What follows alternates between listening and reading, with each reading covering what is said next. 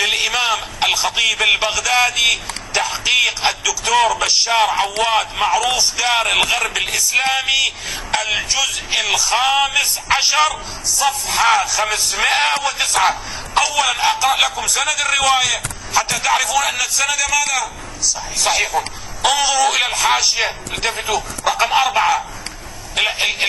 الدكتور بشار عواد معروف يقول رقم 4، التفتوا رقم 4، التفتوا تعالوا إلى الحاشية رقم 4. إسناده صحيح، مرة أخرى إسناده صحيح، مرة ثالثة إسناده صحيح. بس تعالوا خلنا نقرأ.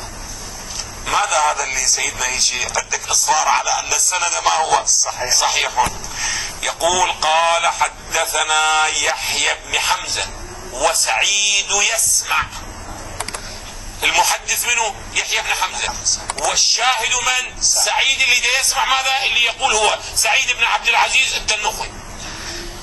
أن أبا حنيفة إمام الحنابلة، قرأنا عليه عفوا إمام الحنفية، وقرأنا قبل ذلك إمام ماذا؟ الحنابلة. قلنا إمام الحنابلة ماذا كان يفعل؟ كان يغسل قميص الشافعي ويشرب الماء الذي غسل به. هسه تعالوا إلى إمام من؟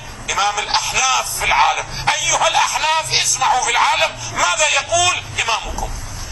إن أبا حنيفة قال لو أن رجلا عبد هذه النعل، وأشار ماذا؟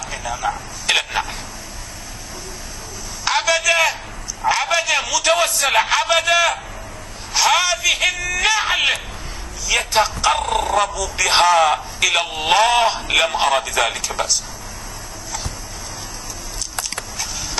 هذا الرجل اعتقد هذا اعتقاد باطل بلا إشكال،